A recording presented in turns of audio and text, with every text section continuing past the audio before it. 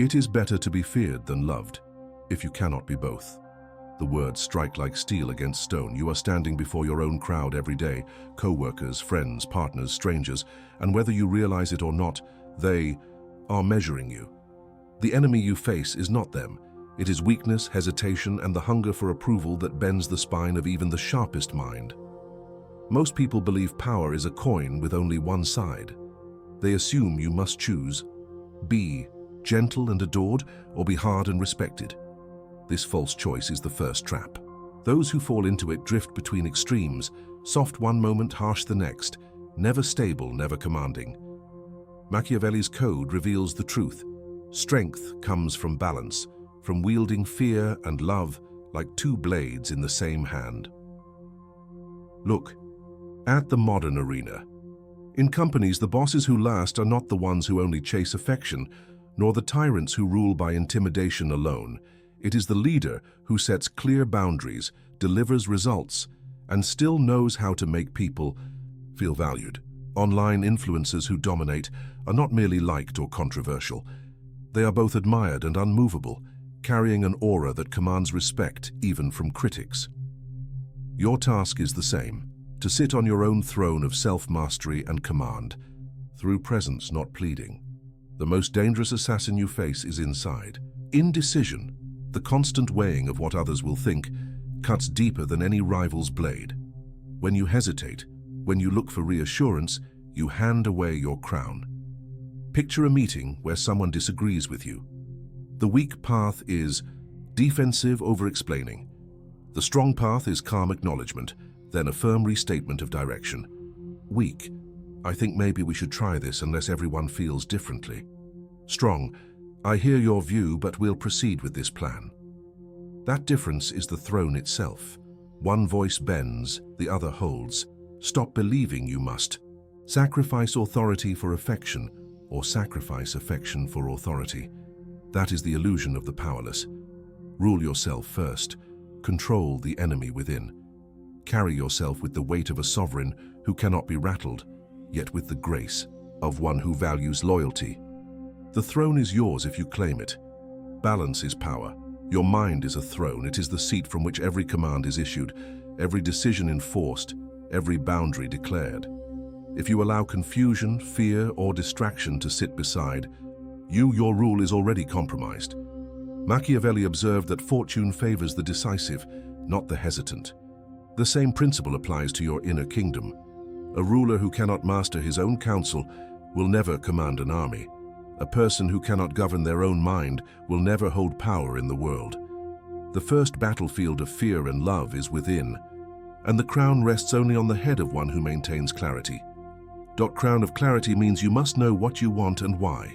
A ruler's counsel is made of advisors, each whispering different counsel. Your thoughts are those advisors. Some serve you, others deceive you. When you do not command them, they clash, contradict, and paralyze you. History shows that leaders who allowed endless debate without conclusion lost their kingdoms. In your life, the same happens when you drift between options, start projects without finishing them, or waver in your decisions. Clarity is not found in endless rumination. It is forged in choosing, in cutting through noise with the sword of decision. Command yourself, write your priorities, define your values, and return to them when doubt attempts to sway you. The throne tolerates no fog, yet clarity alone is not enough. You must exile the traitors from your mental court. Doubts, fears, and imagined failures are not harmless visitors. They are conspirators, waiting for the moment to weaken your reign.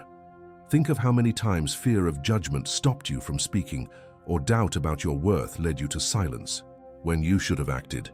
Each time you gave a seat at your table to an enemy, exile them. Weak: I am not ready yet. Strong: I may not feel ready, but I move forward now. Weak: what if they don't like me?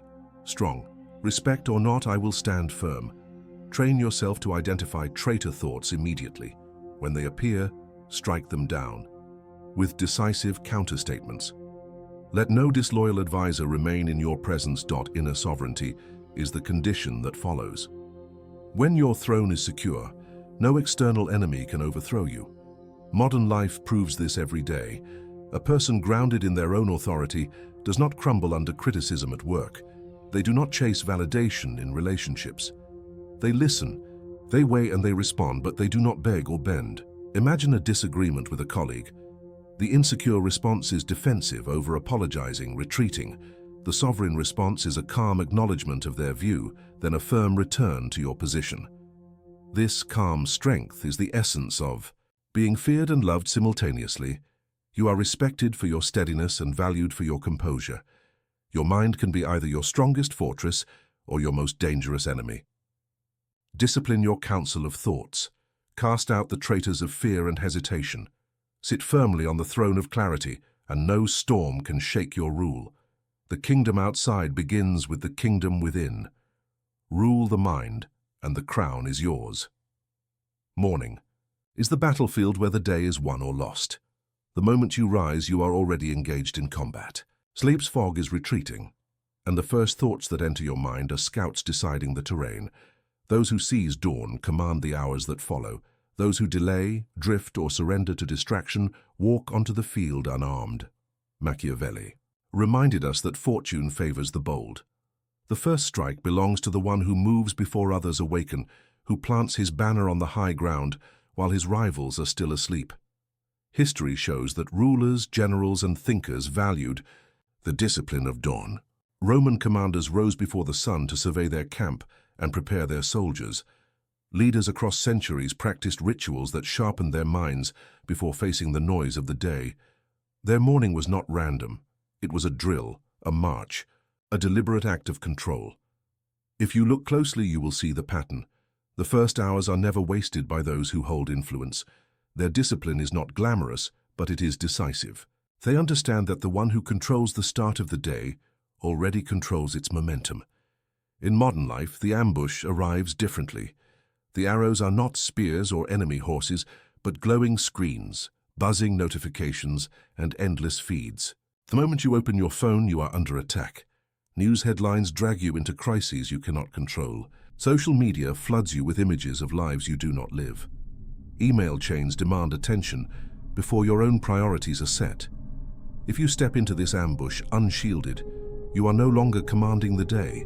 You are reacting to it. Command yourself. Instead, do not reach for your phone before reaching for your purpose. Fortify the first hour. Establish silence before sound, movement before messages, clarity before chatter. When you treat the morning as a battlefield, your routine becomes your banner of victory. The simple act of rising early, training your body, writing your thoughts, or setting your plan is the equivalent of planting your flag on contested ground. Others may still be asleep, but you have already declared sovereignty. Even if challenges come later, your foundation is unshaken because you began from a position of strength. Imagine a day where before anyone demanded your attention, you had already trained, read, and defined your next moves. By the time the world knocks, you are fortified. Weak. I'll see what the day brings. Strong. I'll decide what the day will be. That is the language of command. The morning war is silent but absolute. Treat it as a drill, not a suggestion. Strike first, guard against ambush, raise your banner. If you win the dawn, you win the day. Seize the morning, seize the throne. Stillness is a weapon. It is not retreat, not passivity, not surrender. It is the blade held steady before the thrust. Predators know this truth instinctively. The lion does not roar while stalking. It moves silently, each step controlled, every muscle restrained until the exact moment of strike. That pause is not hesitation, it is calculation. The same principle applies to your life. When you control your stillness, you hold the battlefield in suspense. Others may rush, panic, and reveal themselves. You remain immovable, forcing the world to orbit around your composure. History repeatedly confirms the strength of silence. Sun Tzu wrote that the supreme art of war is to subdue the enemy without fighting, and silence is one of the subtlest weapons in that art. Napoleon often entered a chamber without a word, yet his presence bent the room. Commanders across centuries have known that silence can be more forceful than 1,000 orders. Stillness radiates authority because it resists the pull of impulse. When others chatter, explain, or justify, the one who remains silent becomes the center. Machiavelli himself warned that appearances often matter more than truth. A ruler who appears calm and unshaken projects strength even when storms rage inside. Modern distractions make this role even more critical. In work, in relationships, in personal growth, delay appears more often than outright failure. You will not always be confronted by an obvious enemy, but you will constantly face small invitations to drift.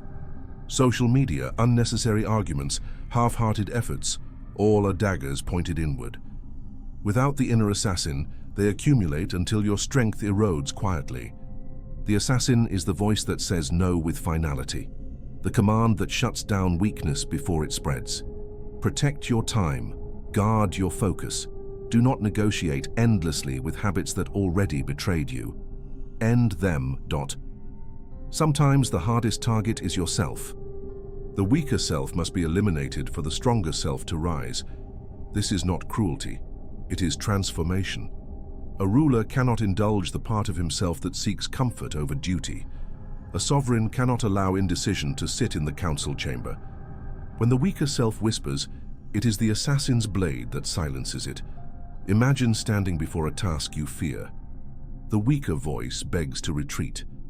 The assassin steps forward and cuts that voice down. You then act, not because you feel invincible, but because you refuse to let weakness rule your throne. This act of internal elimination is what allows growth to occur. You cannot build while protecting the very habits that keep you small. The inner assassin is not about malice. It is about discipline, speed, and clarity. Keep it close. Use it without hesitation. Aim it first at excuses, then at distractions, and finally at the weaker self that resists your own command. Without it, your reign collapses from within. With it, you hold the power to execute decisions instantly and preserve your authority. Kill weakness before it kills you. Within you lives a flock and a predator. The sheep is timid, waiting for safety, feeding on hesitation. The wolf is decisive, feeding on action, moving with instinct and authority. Which one you nourish each day determines your reign. Ancient cultures often spoke of this inner struggle in the form of beasts. Philosophers described the conflict between reason and passion, between courage and fear. Warriors framed discipline as taming the animal inside. The parable of two opposing forces, one weak, one strong, has appeared across traditions for a reason. Humanity has always recognized that character is shaped not only by what you build, but also by what you feed. Every choice you make is a meal offered to one of these beasts. When you act, you give meat to the wolf. When you delay, when you fold, when you surrender to fear, you feed the sheep. This battle is constant and ordinary. It is not fought on distant fields, but in your morning decisions, in whether you confront a difficult conversation, in whether you follow through on promises to yourself. Weak, I'll wait until I feel confident. Strong, confidence comes from moving despite fear. Weak, I'll let it slide this time. Strong, if it matters, I will enforce it now. The wolf grows only when you act.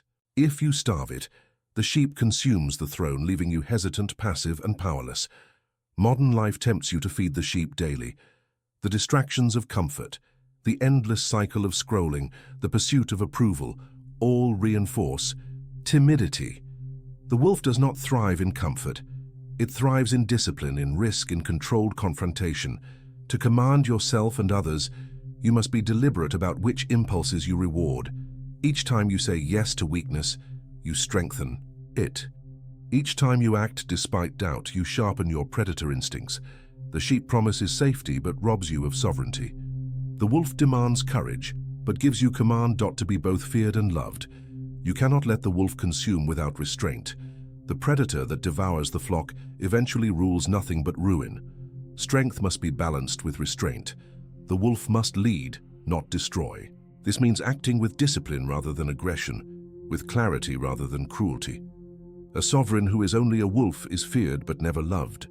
A sovereign who is only sheep is loved but never respected. Balance comes when the wolf rules, firmly while protecting the flock. Your power is not just in domination, but in the stability you create by keeping fear and love in tension. A commander who carries authority without needless harm earns both loyalty and respect. Imagine a disagreement in a meeting. The sheep wants to avoid tension, to stay silent. The wolf wants to dominate, to crush the other voice. The sovereign path is controlled by wolves, calm, firm, and decisive.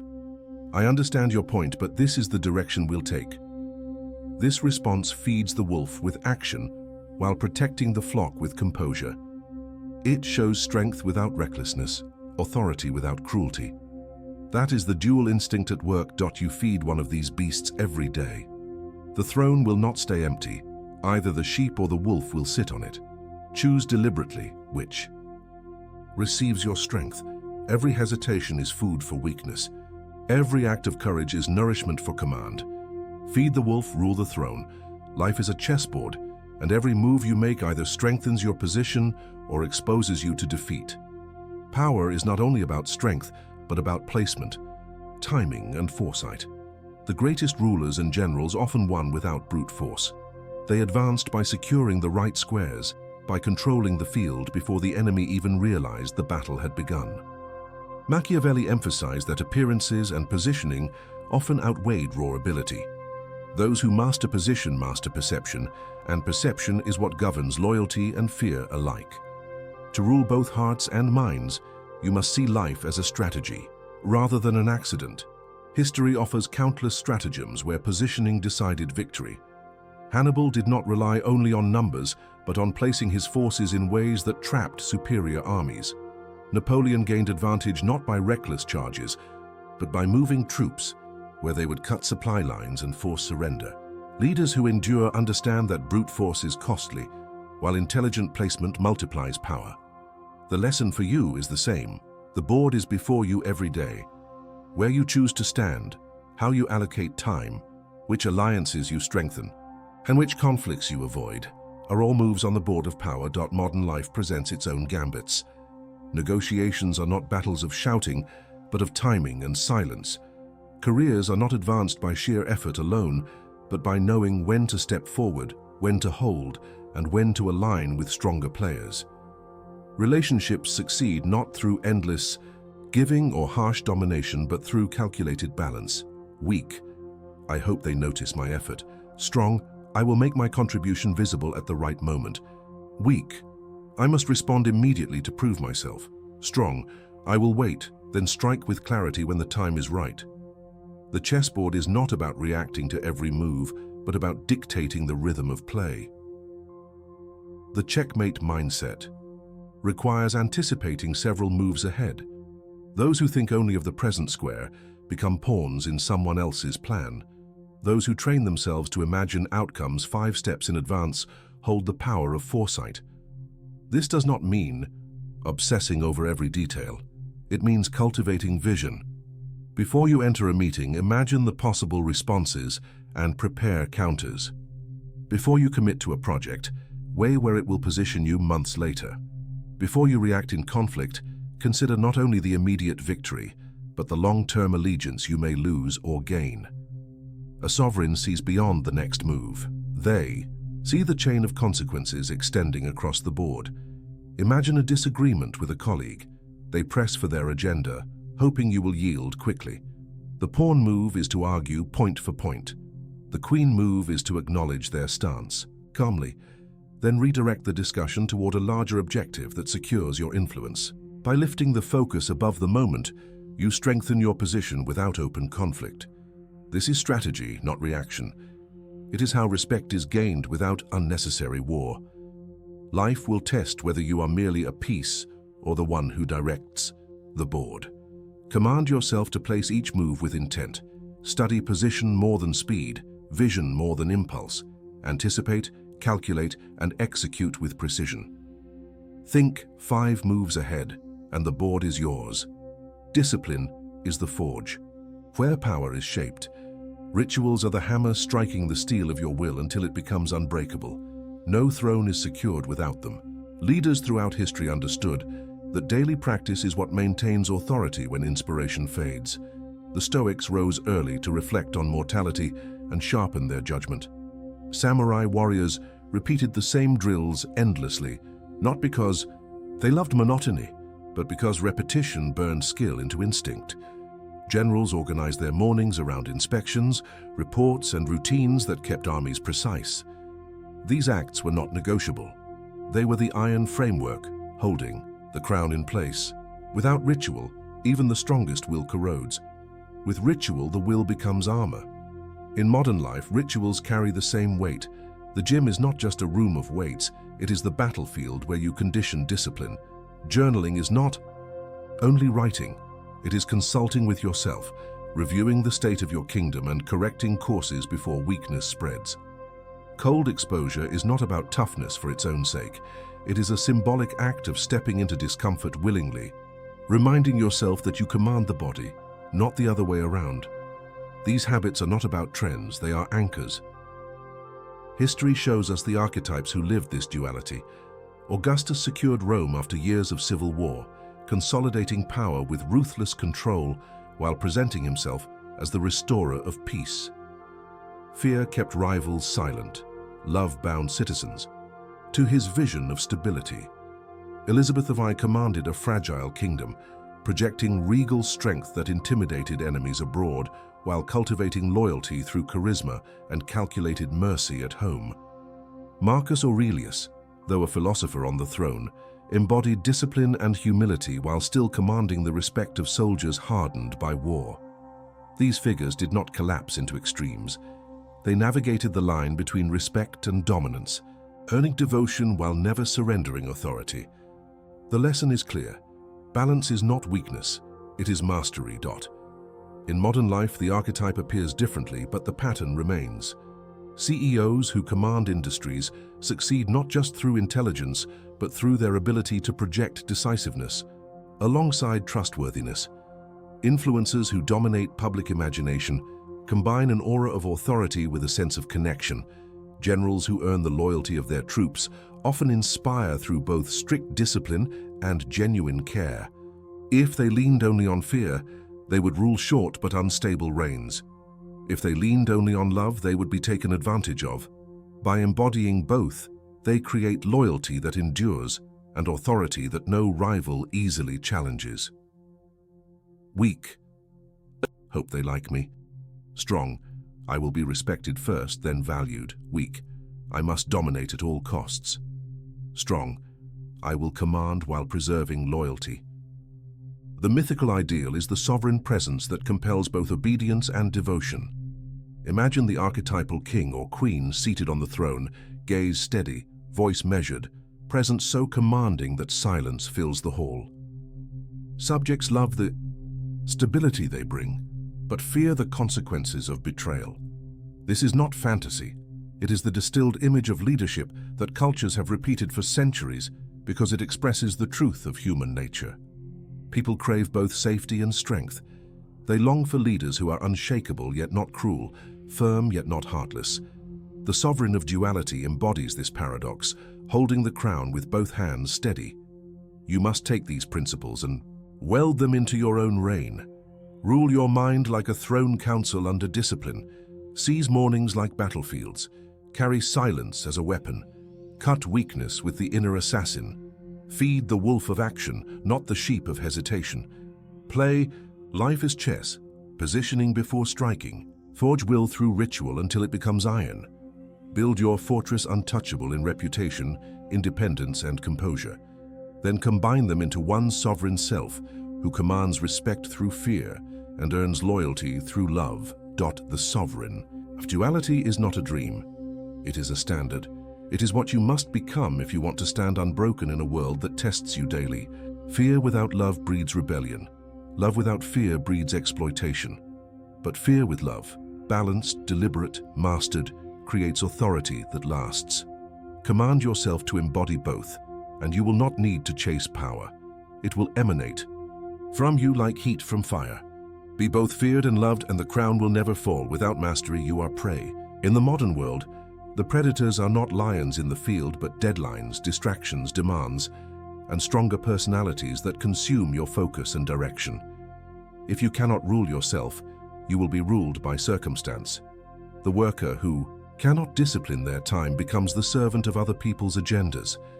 The leader who cannot command their emotions becomes a puppet of whoever provokes them. The individual without mastery is swallowed whole by forces they could have resisted. Do not underestimate this danger. It is the fate of many who confuse comfort with safety and indecision with patience. With mastery, the opposite occurs. History shows that rulers who controlled themselves commanded both loyalty and fear.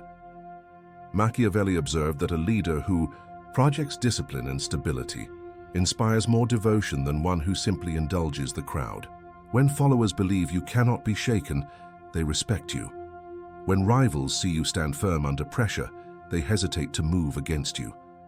Love without fear is fragile. Fear without love is volatile. But combined through inner mastery, they create durability. Your power comes not from forcing others into submission, but from holding yourself with such authority that others willingly adjust to your gravity. That is why the sovereign is both feared and loved, because their steadiness cannot be ignored. The throne is waiting. You either sit upon it or are crushed beneath it. This is not a metaphor for fantasy kingdoms, but for your daily life. Every day offers the crown to those who seize it through clarity, discipline, and resilience. Every day punishes those who let the sheep inside rule instead of the wolf. The battlefield is your calendar, your relationships, your responses to conflict. Weak, I'll let things work themselves out. Strong, I'll decide and I'll enforce the decision. Weak, I hope it improves. Strong, I act now to shape the outcome. These are the marching orders of sovereignty. They do not wait for permission. They declare, they move, they hold. Your throne awaits, but no one else will sit on it for you. You must rise, discipline yourself, and rule your realm with balance and precision. Without mastery, you are consumed. With mastery, you inspire loyalty, you command respect, and you radiate a presence both feared and loved. Rule yourself and the world will bow. Modern life offers countless arenas where this power is visible. In meetings, the person who interrupts least but speaks last with clarity holds disproportionate weight. In arguments, the one who resists shouting and instead answers calmly is seen as the adult in the room. Consider a conflict with a colleague who raises their voice and accuses you unfairly. The weak path is to mirror their energy, to defend in a rush of words. The strong path is to pause, meet their eyes, and respond with one deliberate line. I understand your view, and here is the direction we will take. That silence before the statement is as commanding as the words themselves. Weak. I didn't mean it that way, please let me explain. Strong. I hear you, this is how we move forward. The first invites attack, the second closes the matter. To weaponize stillness, you must practice it deliberately. Begin with your breath.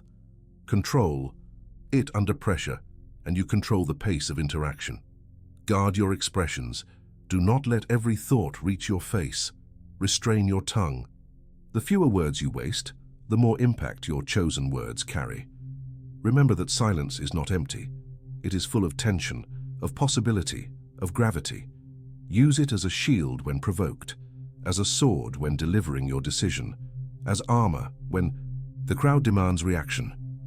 Stillness is presence sharpened into dominance. It is the sovereign's calm in the storm, the predator's patience before the leap, the strategist's pause before the decisive move. Silence is command. Power requires elimination. It is not gained only by what you add, but by what you remove. A ruler who clings to everything eventually commands nothing. The discipline of subtraction has always been the mark of those who endure. Machiavelli observed that rulers who fail to act decisively against disloyalty invite collapse. History shows that kings executed traitors not from cruelty but from necessity. To preserve the realm, they cut away the branches that threatened the trunk. Without pruning, the rot spreads. Without decisive action, the throne weakens. In your own life, the traitors are not always people but habits, distractions, and patterns that betray your highest aims. Elimination is not destruction for its own. Sake. It is protection of the crown. Cutting dead branches is the first act of sovereignty. Leaders throughout history knew that mercy shown to open betrayal often turned into a slow death for the realm. The lesson is not to seek punishment for minor flaws, but to refuse tolerance for clear disloyalty. Apply this same standard inward. The time you waste on empty obligations, the energy you spend on relationships that erode your confidence, the repeated habits that drain your strength, all of these are dead branches. They must be cut before they choke your growth. Weak. Maybe it will get better if I keep waiting. Strong. This is costing me strength and it ends now. The sword of elimination is heavy, but it is the weight of authority. Modern life makes pruning even more critical. Every message, every invitation, every demand competes for your time. Without the discipline of subtraction, your day becomes a battlefield with no commander. The ability to say no with finality is the shield that guards your focus. It is not enough to set goals. You must defend them. A calendar filled with obligations that mean nothing is a kingdom surrendered to invaders. True strength is found in refusal. When you decline what dilutes you, you reclaim energy for what builds you. A sovereign does not explain endlessly. A sovereign decides. Command yourself to eliminate what drains you, and the throne grows stronger. With every cut dot. Yet elimination must not be confused with cruelty. Mercy has its place, but mercy without judgment becomes indulgence. Allowing destructive influences to remain under the banner of kindness is not compassion, it is weakness disguised as virtue. Imagine a colleague who repeatedly undermines your decisions in front of others. The indulgent path is to excuse it, to hope they change. The sovereign path is to address it directly and set clear boundaries. Not every offense requires exile, but every pattern of disloyalty requires resolution. Compassion does not mean allowing harm to continue unchecked. It means protecting the whole by enforcing standards. Ruthless elimination is not about violence or malice. It is about clarity. Cut away betrayal as kings cut traitors. Subtract distractions with the discipline of command. Distinguish true mercy from indulgence that corrodes. Hold the throne by pruning without hesitation. What you refuse defines your reign. Machiavelli wrote that it matters less what you are and more what you appear to be. Perception is the true stage of power. The mask of command is not decoration, it is armor. When you step into any arena, boardroom, negotiation, or confrontation, you are already being judged. Others cannot see your full truth. They see your stance, your tone, your expression, your consistency. These signals form the image that determines whether you are respected, dismissed, feared, or admired. The sovereign understands that the mask is not falsehood, but a disciplined projection of authority. Without it, even genuine strength is overlooked. With it, strength is magnified. The stage of power has always belonged to appearances. History is filled with rulers who knew how to present themselves with majesty, even when resources were thin. Crowns, thrones, and ceremonies were not indulgences. They were weapons of perception. Machiavelli observed that rulers must cultivate appearances because the crowd sees more than it understands. In practice, this means that weakness displayed openly becomes contagious, while composure displayed consistently becomes revered. The battlefield of image decides allegiance long before truth is revealed.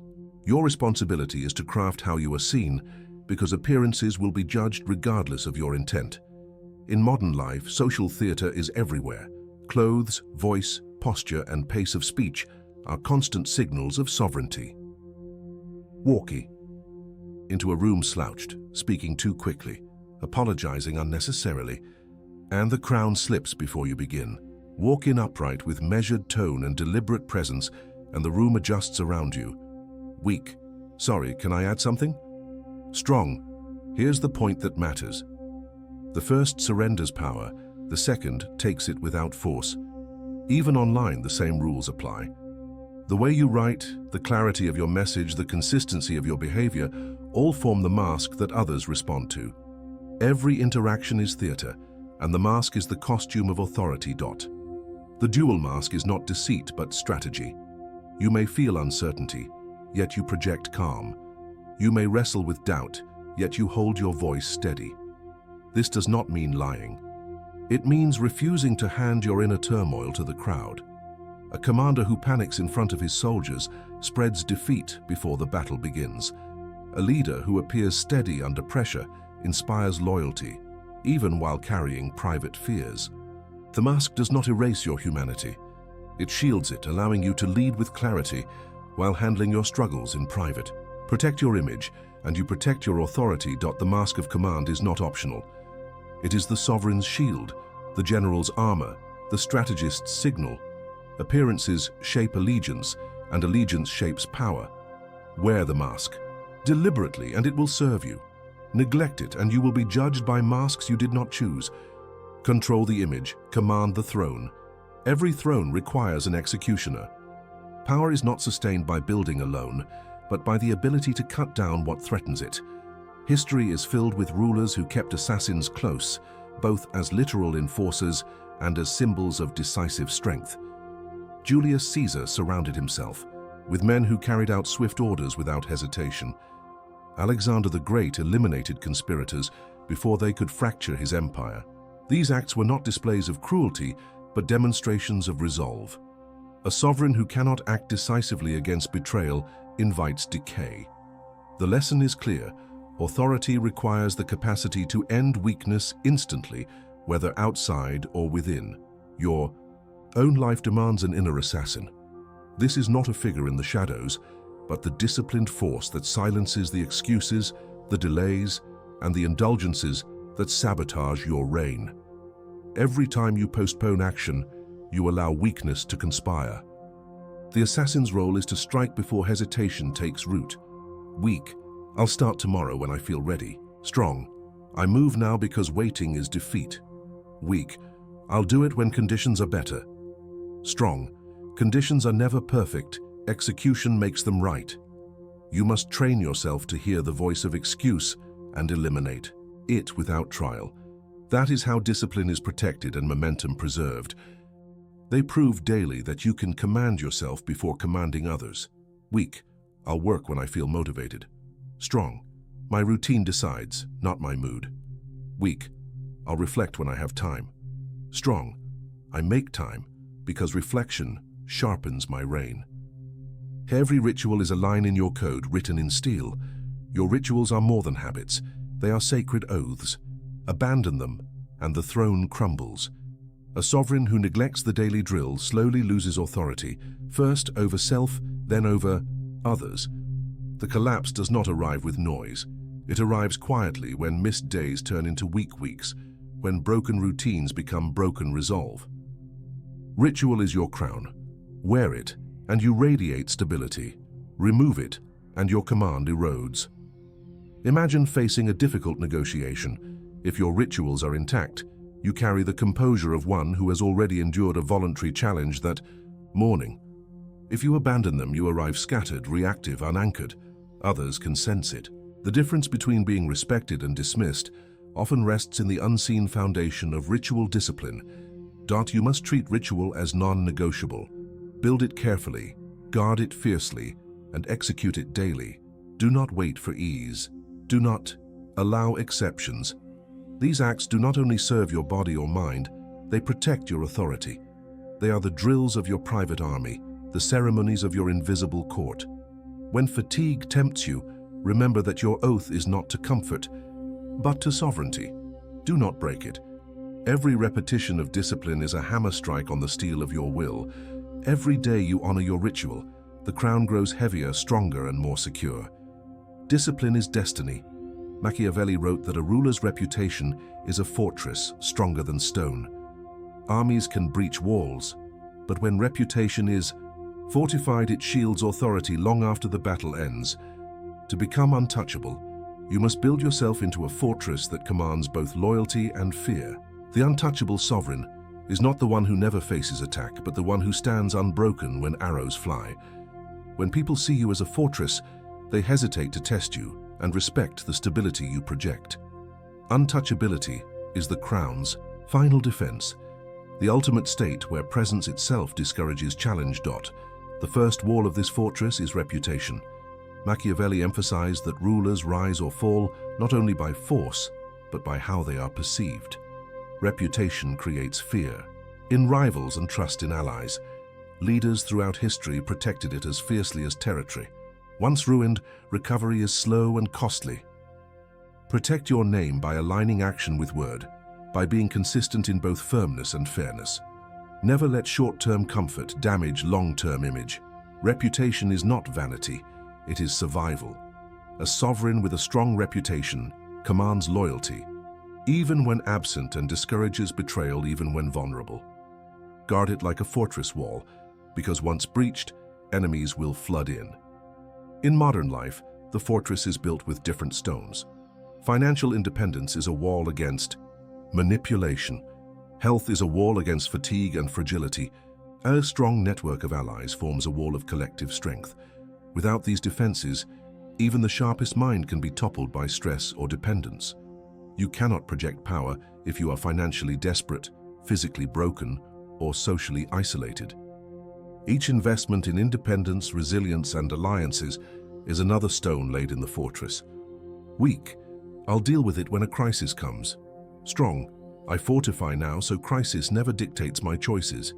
Your untouchability is built in preparation, not reaction. The innermost wall is emotional invincibility. External strength collapses if the inner core is fragile. When nothing rattles you, you radiate both fear and love. People fear the unpredictability of those who can be provoked. They love the stability of those who remain steady under pressure. Imagine a conflict in a meeting. One voice grows loud, hoping to shake your ground.